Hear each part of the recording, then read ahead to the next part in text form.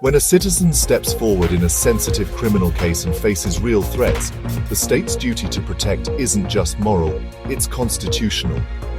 Under Article 21 of the Indian Constitution, the right to life and personal liberty is guaranteed, and that includes protection from credible threats when the risk arises because someone chose to aid justice. Some courts have occasionally asked protection seekers to bear the cost of police security.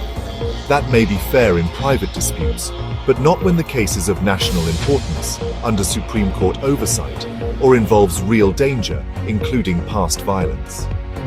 In the Zahira Sheikh case, the Supreme Court made it clear the state must safeguard those who assist in the justice process. It's not charity, it's duty.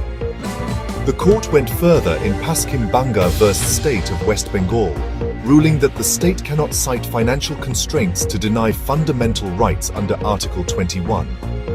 If you risk your life to help deliver justice, the state must protect you, freely and fully. Because in a democracy, security isn't something you pay for, it's something you're owed.